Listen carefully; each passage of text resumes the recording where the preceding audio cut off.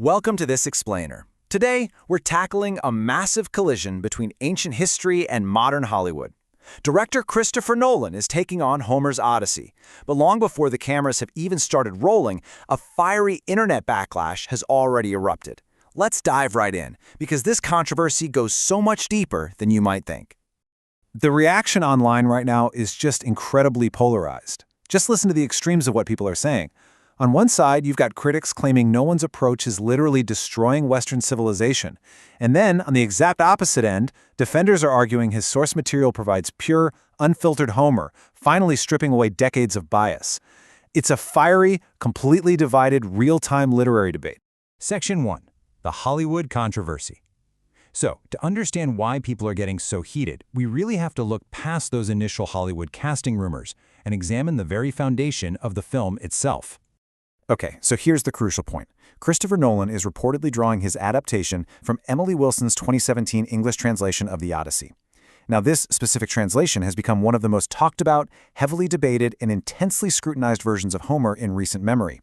Because of this, critics online are throwing around accusations that Nolan's movie is basically going to be a woke rewrite. Today, we're going to unpack the literary truth behind those headlines and figure out what's really going on. Section 2. The core of the epic. Before we can even begin to judge the translation, we need to step back and look at the 3,000-year-old poem everyone is fighting over. It's traditionally attributed to Homer, and it follows Odysseus, the king of Ithaca, as he tries to get home after the Trojan War. To really grasp the sheer scale of what a translator or a filmmaker is dealing with here, think about this number. The epic spans 24 books and consists of exactly 12,109 lines. And the most brilliant part? It was originally composed in a rhythmic structure called dactylic hexameter.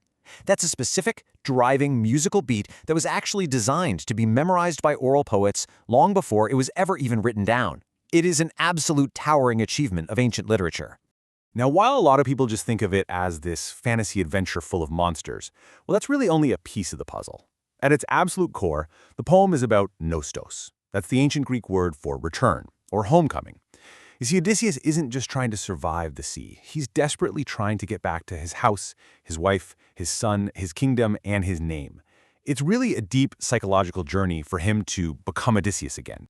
And that brings us to Odysseus's real battle. The journey doesn't just magically end when his ship hits the shore. Once he's geographically home, he's still emotionally, socially, and politically completely distant. His palace has been totally overrun by suitors trying to marry his wife, Penelope, who is under immense pressure. His son, Telemachus, he grew up entirely without him. So Odysseus has to return, not as this glorious conquering warrior, but in disguise as a beggar, just to test the loyalty of everyone around him.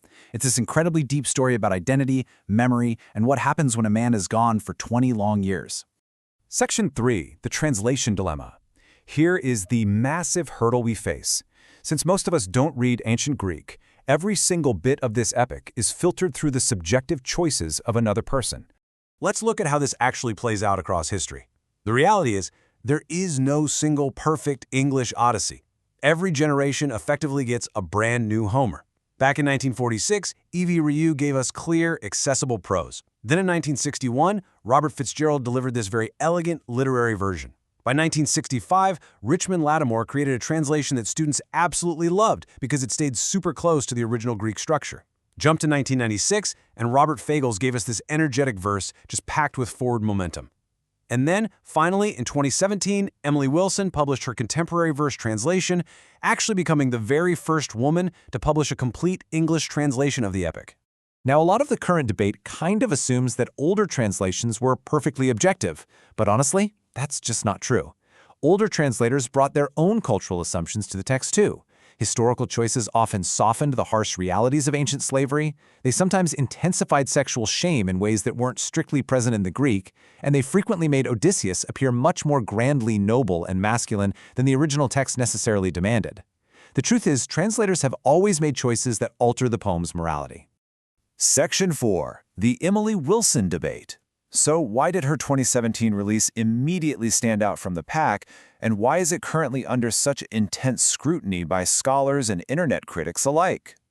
First off, we really have to clear up a major misconception here. One of the laziest criticisms you'll see online is that Wilson just took the Odyssey and turned it into simplified, lazy prose. That is completely false. Her translation is incredibly disciplined. She uses clear, contemporary English, sure, but she commits to a strict, unrhymed iambic pentameter. That's the exact same heartbeat rhythm famously used by Shakespeare, and she literally matches Homer line for line. This is a serious, highly formal piece of work by a classicist who knows the text inside and out.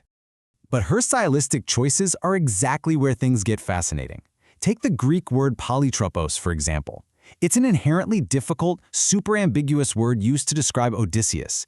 It carries all these ideas of taking many turns, wandering, adaptability, cunning, and complexity. How a translator handles this one single word basically sets the tone for the entire protagonist. And this brilliantly illustrates the divide we're talking about. Robert Fagles famously translated this as the man of twists and turns, which, sounds grand and epic and deeply mythical. But Emily Wilson, she translates it as a complicated man. That phrasing is fascinating because it immediately signals to a modern reader that Odysseus is morally difficult, flawed, and essentially a survivor. But critics are quick to point out that complicated also sounds extremely modern, almost psychological.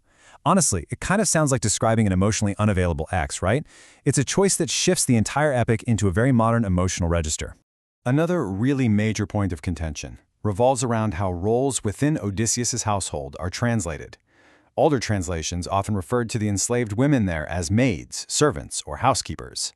Wilson is much more direct. She chooses to call them exactly what they were: slaves.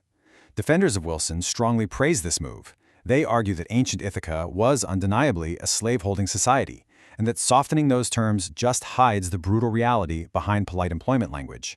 Essentially, she refuses to let the modern reader pretend this was just some nice, heroic landscape. However, the criticism really kicks in when this forceful interpretive approach is applied across the board. Critics and scholars point out that Wilson's modern moral clarity can actually flatten out the historical complexities of the original Greek text. By collapsing all these various ancient household roles and dependent statuses into our single modern category of slave, some of the nuanced social complexity of Homer's world just kind of disappears. On top of that, by forcefully guiding the modern reader's moral response, reviewers and scholars ask whether her version might actually feel less open-ended than the original poem, where Homer himself wasn't always morally clear. Section 5. Modernizing the myth. So, we have this brilliantly clear, ethically alert, but highly interpretive translation.